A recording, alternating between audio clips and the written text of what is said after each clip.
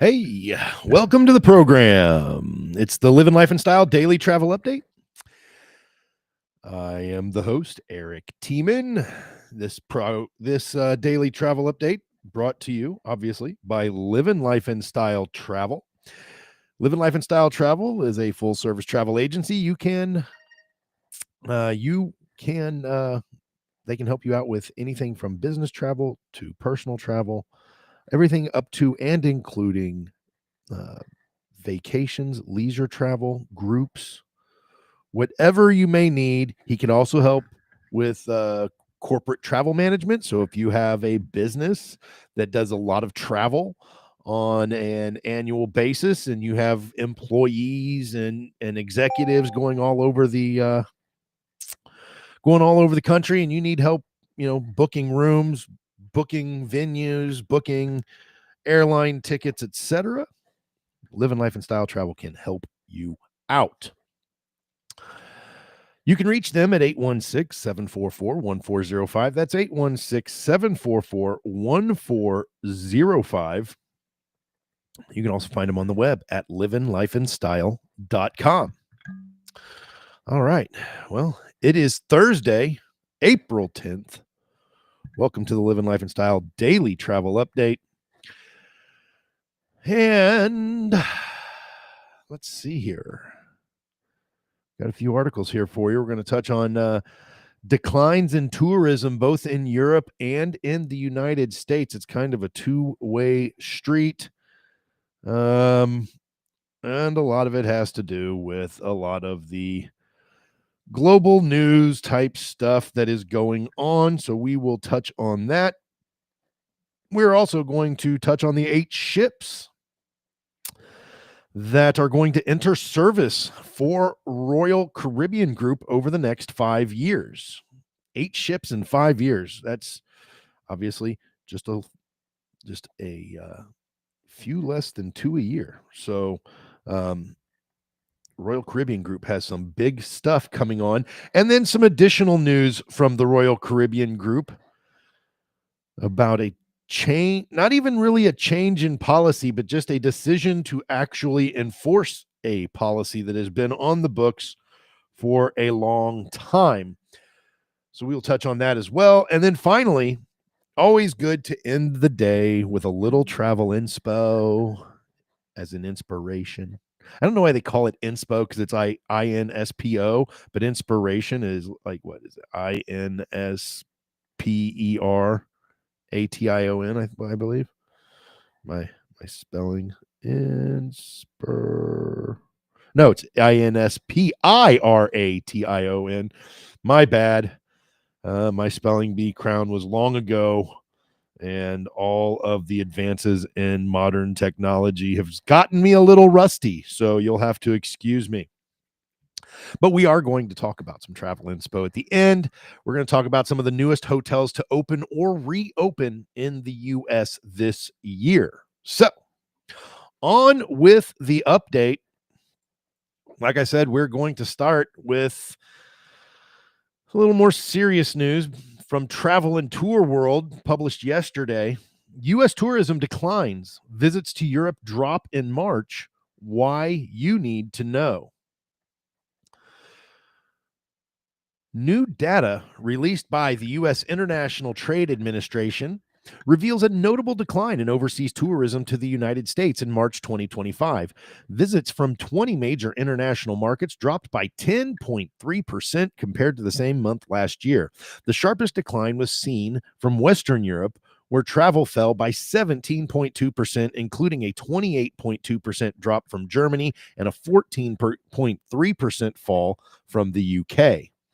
The U.S. tourism market has experienced a slowdown, with overall overseas visits decreasing by 11.6% in March.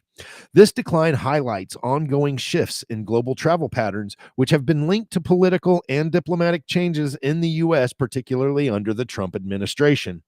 The figures published did not include arrivals from Canada, which are set to be reported later, nor land crossings from Mexico.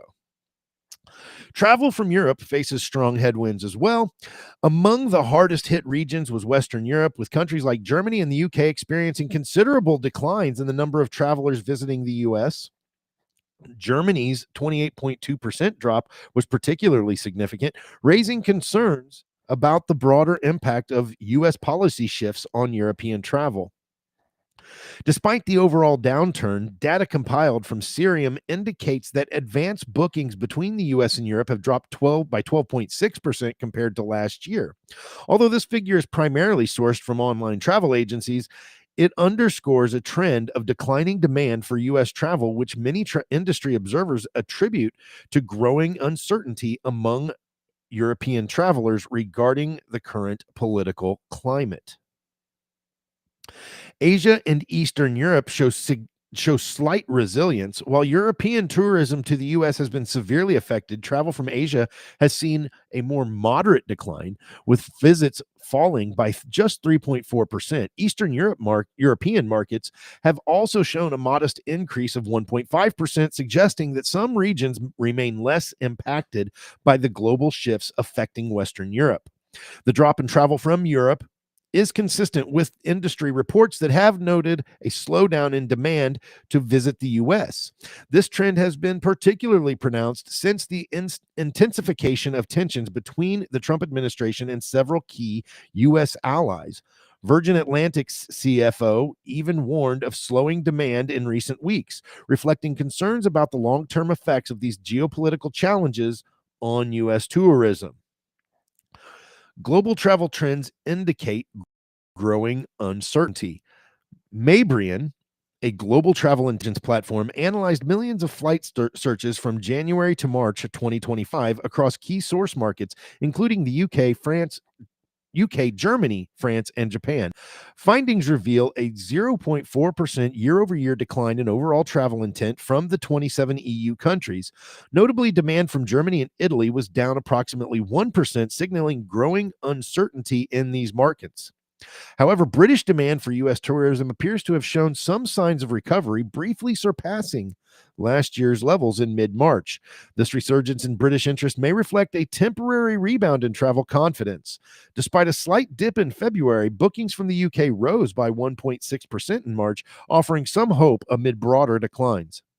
Carlos Sendra, partner and communications director at Mabrian, noted that sudden policy changes or additional barriers to travel can significantly influence how travelers perceive the U.S. as a destination.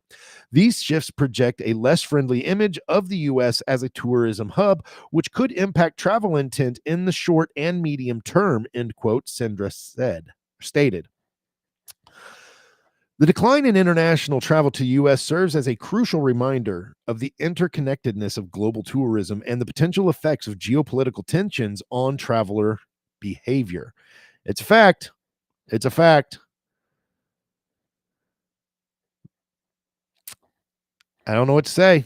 I mean, it is what it is in this situation, you know? I'm not going to I'm not going to belabor the point and get into the politics of it all. It's really not the point. But we're going to see behavioral changes due to macro issues. I mean, that's what it's going to be. You're going to have macro, large, the big picture sort of issues are going to affect. They're going to affect what we choose to do. That's just how you know. That's just how markets work. When things change, we change our behaviors, and that's what we're in the middle of doing. And it's going to cause some disruption. It's going to cause some discomfort for some people. But at the end of the day, it'll all shake out, and everybody will, everyone will, keep rolling on. They'll get back to doing what they like to do, and they'll just kind of do it in a different way. So we will see how that all plays out. On to the next story. 8 ships to enter service for Royal Caribbean Group in 5 years. That is a lot of ships. That is a lot of new ships. That is a lot of new capacity.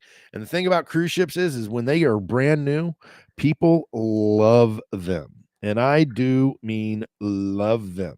Okay. And the prices will be high. But with all that added capacity, that means some of the cruise ships, some of the new cruise ships that just came out over the last couple of years, their prices are going to go down some, and you're going to be able to get some excellent deals with so much more capacity. So, in the end, net win, right? Net win here. All right. So 8 ships to enter service for Royal Caribbean Group in 5 years. This report comes from Cruise Industry News. The Royal wait, was there no author. Some of these have authors, others do not. This is published on April 5th. The Royal Caribbean Group is set to welcome 8 new ships over the next 5 years. According to the latest edition of the cruise ships order book, the new vessels will enter service for 3 of the company's brands. To be built at a cost of more than $10 billion, the ships will add over 37,000 berths to the fleets of Royal Caribbean International, Celebrity Cruises, and jointly owned or jointly operated TUI cruises. The ships are being built at Fincantieri, Meyer Turku, and Chantier de l'Atlantique, something like that. It's French. I don't do the French. I do the Spanish. I don't do the French. Don't know what to tell you. I don't do the Italian either. I'm a little better with the Italian than I am with the French, though. Chantier de l'Atlantique. L'Atlantique, something like that. L'Atlantique. I don't know. I'm trying here, peeps. All right. Following the Mein Schiff Relax, which was introduced earlier this year, TUI is set to become the Mein Schiff, is set to welcome the Mein Schiff Flow in 2026. Celebrity is also adding 2 new ships to its fleet over the next 5 years, scheduled for delivery later this year. The Celebrity XL, which we have been anxiously anticipating, will be followed by a sister ship in 2028. Apparently, it remains unnamed. Royal Caribbean International is the brand that will welcome the most vessels in that 5-year time frame, including ships from 2 different classes. Currently in the final stages of construction at the Meyer Turku shipyard, the Star of the Seas will be the first to enter service for the brand. A sister to the Icon of the Seas, the 250,000-ton vessel is set to enter service in August of this year, becoming one of the world's largest cruise ships. The company is then welcoming a 3rd Icon-class ship, the new Legend of the Seas, to its fleet in mid-2026. Legend of the Seas is the first name to be reused in the Royal Caribbean fleet, as Legend of the Seas used to be on a different ship. And then that ship was retired or sold. I don't remember, but this is the first time that Royal Caribbean is bringing back a name, and they are bringing it back to their 3rd Icon class ship. The 4th ship in the series is scheduled for delivery from Meyer Turku in 2027. My goodness, that's 1, 2, 3, 4 Icon class ships. That is unreal. Royal Caribbean is also adding another Oasis class vessel. Wow. To its fleet, which will be built by the Chantier de la. It couldn't have been built by one of the ones that wasn't French. Really? I got to say this name again? Okay. Chantier de l'Atlantique shipyard in France. I hope, for all the French speakers out there, I hope I did not butcher that too bad. I really do. Pronunciation is like a pet peeve of mine, and I think we should at least try. But I think trying is good. All right, moving on. Following the 2024 built Utopia of the Seas, the 231,000-ton cruise ship will be delivered in 2028 as the 7th in the series. Royal Caribbean is going to have so much capacity, and it's really an impressive thing because they have huge cruise ships. I mean, they're huge. Sticking with Royal Caribbean is now going to enforce a rarely charged fee. One thing you may do in order to save money on board may now prompt an unanticipated charge if you are not careful. That's right. This is from Alicia Dos Santos. This came out on April 3rd, so it's not brand new news, but it's the first chance I've had to touch on it and address it. So, Alicia writes, saving money during a cruise vacation isn't easy. These are facts. Saving money during a cruise vacation is not easy. Opportunities to purchase add-ons aboard abound, and ordering extras like pricey cruise cocktails and other alcoholic beverages is a surefire way to rack up an onboard bill. Keeping this in mind, many smart cruisers take advantage of the money-saving opportunity that comes with the fact that most cruise lines will allow you to bring at least one bottle of wine on board to drink on the ship. Royal Caribbean permits each passenger of drinking age to bring one sealed 750 milliliter bottle of wine or champagne on board on embarkation day. Other types of alcohol beverages are not permitted. Royal Caribbean doesn't prohibit passengers from drinking their personal wine in dining rooms or bars on board its ships. However, passengers should be aware that the cruise line states on its website that passengers who consume their personal wine and champagne in public areas will incur a $15 corkage fee per bottle. Although most cruisers who have brought their own wine on board Royal Caribbean ships report that they've never been charged a corkage fee, even when they've taken the bottle to the dining room. New reports from the ships suggest that practices may be changing. Royal Caribbean may be stepping up corkage fee enforcement. The cruise line appears to be taking new steps to enforce the corkage fee for wine bottles brought on board, according to RoyalCaribbeanBlog.com, which is an unofficial fan blog not affiliated with the cruise line. Passengers are reporting that corkage fee waived stickers are now being applied to wine bottles gifted to Royal Caribbean, Crown and Anchor Society, Loyalty Club members, and Casino Royale rewards program members on board. This seems to indicate that the cruise line is upping corkage fee enforcement for the wine bottles passengers bring on board. The corkage fee may apply regardless of whether your wine bottle has a cork or screw cap or whether you open it yourself. Corkage is not specific to opening a bottle of wine. It's more about providing wine service for bottles brought on board. So even if you open a bottle of wine in your stateroom and bring it to the dining room, you could be charged a corkage fee for consuming it there. Boy, there's an easy way to avoid a corkage fee on a cruise. If you don't want to run the risk of being charged a corkage fee for the wine you brought on a cruise ship, simply keep the bottle in your cabin. Open your own bottle of wine and fill your glasses there. A corkage fee does not apply to personal wine consumed in staterooms. You can request wine glasses and a corkscrew from your stateroom attendant at no charge, or if you prefer, bring a screw cap wine bottle or pack your own corkscrew. If you want to take your wine into the dining room or other public areas of the ship but want to avoid a corkage fee, it's best to leave the bottle in your stateroom and just carry a glass with you. If you're flying to your cruise departure city and don't want to pack a bottle of wine in your luggage, consider purchasing a bottle in your embarkation city before arriving at the cruise port. This can help you reduce the chances of arriving to your cruise with a broken bottle of wine and a big mess in your suitcase. Even if you do end up getting charged a corkage fee during your cruise, you probably will still spend less in the end than you would if you purchased a marked up bottle of wine on the ship. Yeah, pretty straightforward, folks. And, on Royal, they give you these nice travel cups. You could pour yourself a real big glass of wine in those travel cups, and you can carry them puppies around, and everybody just think you have soda, right? So, I'm not going to be paying any corkage fee. Um, I'm not going to bring the bottle of wine with me to dinner.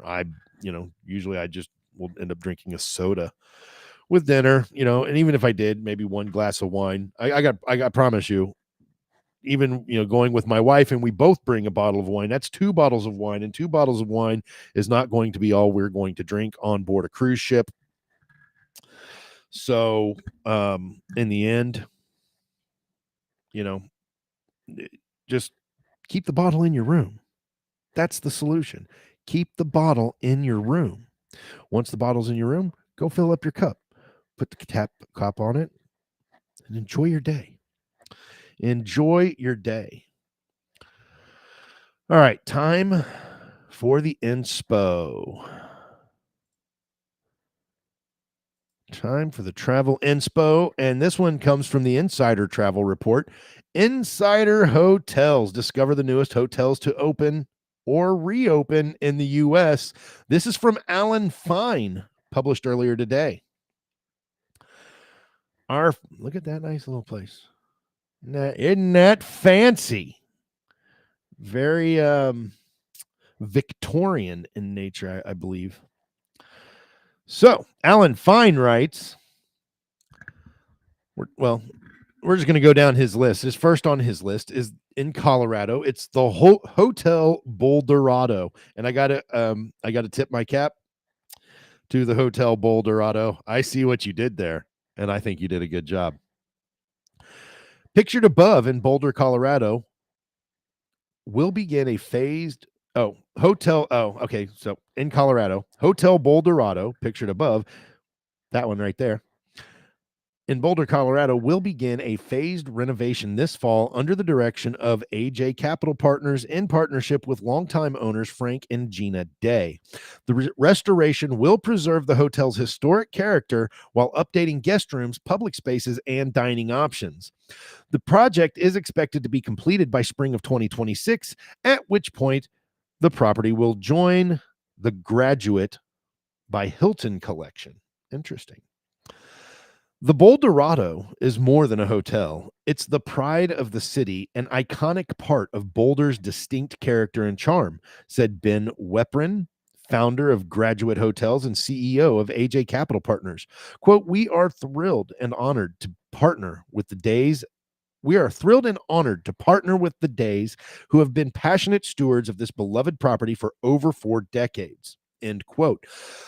The hotel will remain open during the renovations, and the Hotel Boulderado name and signature architectural elements will be retained.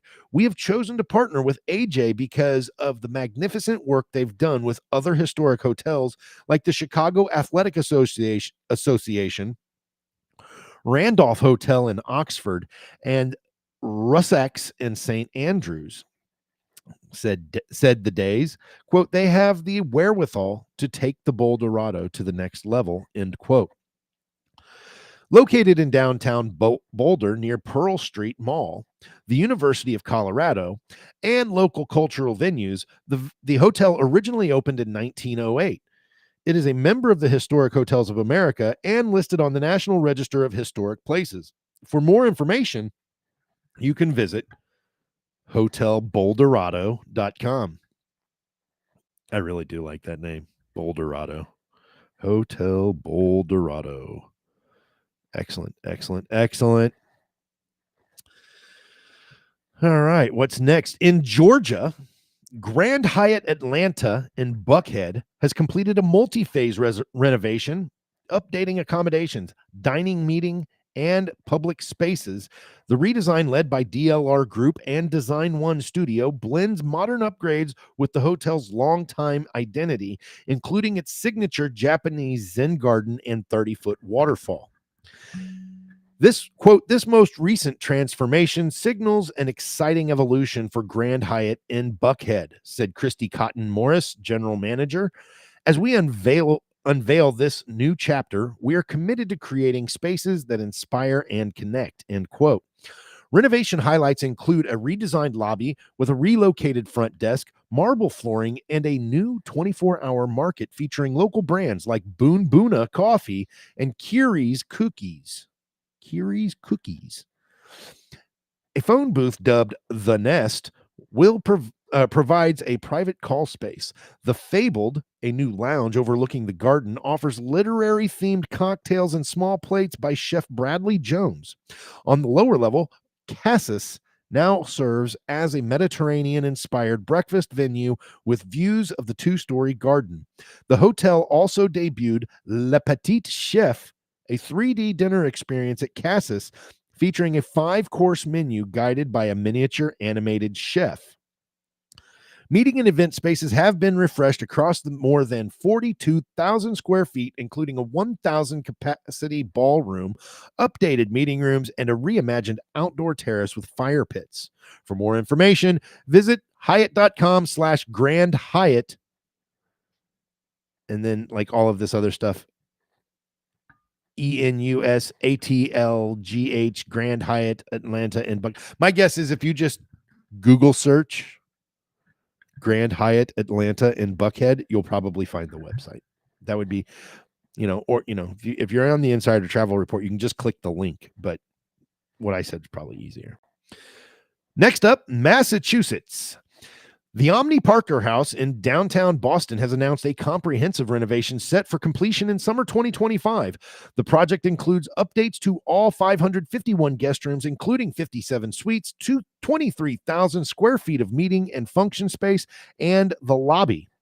Quote, over my nearly 2 decades at the Omni Parker House, I've witnessed the deep connection this iconic hotel holds, not just for generations of Bostonians, but for travelers from around the world, and said John Murtha, general manager at Omni Parker Hotel or Omni Parker House. No other hotel offers such a strong sense of place and a story as authentic as ours, end quote. The redesign draws from the hotel's 19th century roots with marble lobby flooring, custom carpets featuring the Parker House crest, and modernized guest rooms with updated bathrooms and amenities. Quote, the Parker House holds a special place in my heart, and designing its next chapter was an incredible honor, said Tanya Grine, Senior Director of Interior Design for Omni Hotels and Resorts. My goal was to restore its timeless elegance, drawing from the experiences of its earliest guests while seamlessly integrating modern comforts, end quote. The renovation includes a new collection of themed premier suites known as Legend Suites, such as the Harvey Parker Presidential Suite and the Freedom Trail Family Suite. The Dickens Room has been redesigned as a boardroom, and the rooftop ballroom has been restored with influences from the hotel's historic female patrons. Quote, for 170 years, the Omni Parker House has been at the center of American culture, said Susan Wilson, Omni Parker House historian. This work is more than a transformation of the Omni Parker House. It's a rebirth for a new era, end quote. For more information, visit omnihotels.com under hotels, and you'll find Boston Parker House. Moving on to New York, Hotel Seville Nomad, formerly the James Nomad Hotel, has officially joined the Unbound Collection by Hyatt. The property, located in New York City's Nomad neighborhood, is undergoing a restoration that will reintroduce 20th century design elements along with updated guest amenities and a new lobby bar. Quote, Hotel Seville Nomad brings New York's storied past and its elevated present, offering a dynamic destination where timeless elegance meets modern luxury, said Tomasi Mochia. I think that's right. Mochia, general manager of Hotel Seville Nomad. Whether locals are stopping in for expertly crafted cocktails and sophisticated dishes, or visitors from across the globe are seeking a refined stay, we look forward to offering our guests an unforgettable experience in the heart of New York City, end quote. Built in 1903, the 348-room hotel features Beaux Arts architecture and is currently refreshing guest rooms with vintage-inspired furnishings, textured materials, and artwork focused on global travel. The newly opened Il Bar, designed by Thomas Jules Hansen, is a stone-clad lobby bar serving cocktails and small plates from Tuesday to Saturday. The hotel also includes Scarpetta, an Italian restaurant, and the Seville, a live music speakeasy. Hotel Seville Nomad offers event spaces, including a ballroom and meeting rooms with catering by Scarpetta. Guests have access to the World of Hyatt Rewards program. For more information, visit Hyatt.com. Their hotels list in New York. Look for Hotel Seville Nomad. That is the way to go. Going out west this time, we are going to be talking about all the way to the West Coast, even. Excuse me. In Oregon, the Cascada Thermal Springs and Hotel has officially opened in Portland, introducing a large scale underground hydrothermal spa and wellness focused hotel designed with biophilic, or is it biophilic? I'm not exactly sure, but we're going to go with biophilic and sustainable principles. Located in the Alberta Arts District with views of the Cascade Mountains, the project blends architectural innovation, wellness programming, and sustainability in what is being called the region's most anticipated retreat. The LEED Platinum certified property is the first hotel constructed from a plate and panel hybrid mass timber system and features interiors made from cork, wool, and limestone plaster in places of conventional materials. Designed by Lever Architecture and led by co-founder Brian Heather, the hotel includes 4 underground thermal pools, sauna, steam, and ice therapy, as well as a 25-foot living tapestry in the conservatory. Created in collaboration with the Portland Botanical Garden. See, zoom in on this picture here. Interesting. Very modern. The wellness offerings span 3 floors and include hammam-inspired baths, a gym, yoga and meditation studios, treatment rooms, and a hydrotherapy circuit. Guest rooms include in-room kitchens and amenities designed for extended wellness stays. Ground-level retail and below-grade parking are also part of the layout. The property's signature restaurant, Terra May, is led by chef Megan Sky and offers cuisine combining Portuguese and Japanese influences. The lobby also features Alberta Street coffee. Dining across the property is seed oil free and built around local and organic ingredients. A year-round fitness and wellness program curated by Chief Experience Officer Finian Kelly includes yoga, HIIT, Pilates, and sound healing. For more information, visit cascada.me. All right. So there you go. There's your travel inspo. A lot of great new hotels or reimagined hotels are now opening in this year over the next few years. All right. I got one more thing I want to talk about and share with everybody real quick. Okay. Here with let me go pull up the web page that I want to share. This is the one. Bring that over here. Actually, no, that's not the one. Hold on. Let me get the right one here. Be patient, people. Be patient. Patience is a virtue. All right. I have a group. It's on my Facebook page. And I want to share it with you all because I would like for anybody and everybody to feel welcome to participate and be more active in this group. Okay?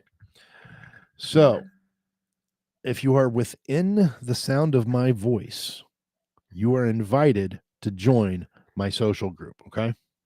Let me show it to you. Here we go. I'm going to bring it over on the screen here real quick. Paste, enter. All right. We're going to share my screen. All right, folks. This is my Livin Life and Style social group. I post my daily travel videos up here every day. I also share other fun videos, heartwarming videos, funny little jokes and memes, right? Things to teach your son, and all kinds of different positive. See a new friend, George, financial advisor, providing sound financial advice for people in the group. We also, like I said, all of my daily Living Life and Style travel updates are here. Like to make little jokes like this one here. Hey, let's confuse the younger generation. Let's Sears. Hey, keep it going. So we had a nice long list on that one. And down here somewhere, but I've been posting a lot of the shows on here recently, so I haven't been getting them. But like right here with Kathy Kobe, Denver women to join on March 28th for her Take the Lead seminar, leadership conference. I'm happy to allow all kinds of different posts from different business owners. If you have positive thoughts that you'd like to share with people, and just kind of network, and get to know each other. I would, a lot of the people who are going to be coming on to the business roundtable, I would encourage all of them to also participate more frequently in the group. Like at the end of the day, I don't want any divisive stuff on there. On my personal page, I put plenty of stuff that some people aren't going to like or want for in one way or another. But that's my personal page. That's not what this is for. This is to build a network and a community of people who share passions for essentially what the name of the brand is: Livin Life and Style. What it takes to live a good quality life. Whether that's home ownership, career, pursuing your career, leadership, building leadership, sound financial investment, and obviously travel, because I think travel is is integral to a well-rounded life. And I think excuse me, and I think travel with a group of people is even more enriching, right? And when you travel with a group of people, it doesn't mean you have to do everything with them, right? You can go out and you can, enjoy your vacation in whatever way is best for you. But at the same time, within that traveling, if you're all staying at the same hotel, same resort, you're all on the same cruise, right? No different than a canoe trip. Here in Missouri, we like canoe trips. We call them float trips, right? And we like to go float, different rivers and creeks here through Missouri. Everybody goes out, they get their raft, they get their canoe, they get their, case of beer, snacks. Some are bringing kids, some are, going as adults or young adults, just a straight party. They all go for their own reasons, when they go out to float and enjoy the river. But they all come back to a common campsite, right? Everybody does their own thing in the common campsite, but you spend time together, you socialize together at the campsite. But you're not obligated, or you're not under any sort of expectation to do anything in particular with anybody. It's still your own vacation, but you're there with a group of friends, a network of people that that you enjoy their company. And that's what I'm working to turn Livin Life and Style into. Okay. We're going to have more group trips. I'm working on improved functionality so that we can roll these out smoother, faster, and more effectively. And at the end of the day, that's the goal of the brand. And I welcome anybody who might who might be watching or might watch this later. If you're on Facebook, please join the group. If you're not friends with me on Facebook, you see this on YouTube or Rumble, shoot a comment, and I will send you an invite. You are more than welcome to join this group as I get it growing. I mean, right now I got 877 members. And I would love to have more people participating in positive messaging, and also helpful advice, sound advice for navigating this world that we live in, so that we can do our best to live a life and style, right? Um, living life and style doesn't necessarily mean opulence. It doesn't necessarily mean, um, you know, uh, being wealthy. It means, living a life, um, a well-intentioned life in a comfortable manner. I think that's kind of the way I'm going to phrase it for now. Anyways, I just wanted to extend that invitation to everybody to please feel free. You're welcome to join it. It is a private group. So you do have to, request an invitation or request access. Um, but so long as um, you align with what we're trying to do in the group, you are more than welcome. It's not like there's a charge or anything. So please, um, join the group. Request an invitation to join the group. I would be more than happy to let you in, and that way we can continue to build the community and continue to build the group. Yeah, that's the plan. All right. So, with that being said,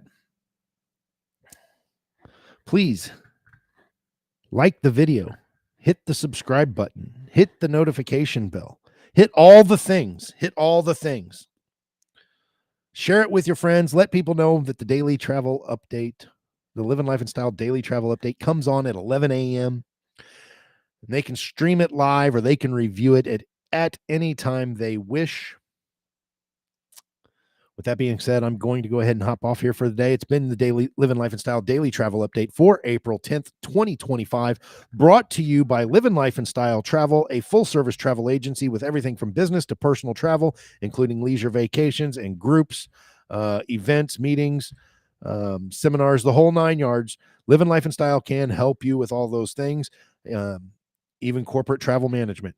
So if that's something that could help you out, give them a call, 816-744-1405. That's 816-744-1405. You can also find them on the web at livinlifeandstyle.com. All right, guys, everybody have a great day. Tomorrow, I don't think I'm going to be able to have a show tomorrow. My son has his band competition, so I'm going to be on campus where he is having his band competition all day. I won't be back until around 1, so I will not be able to get the Livin Life and Style daily travel update off tomorrow. But I will be back on Monday. And on Monday, we will, in all likelihood, we will have the Avoya Top 10 travel deals of the week, because that's generally what we do on Mondays. So be looking out for that. Everybody, since I won't be here tomorrow, have a wonderful weekend. Spend some time with your family and friends, and enjoy this wonderful world that we live in. Have a great day. We'll talk to you soon. I'm out of here. Be well, everybody.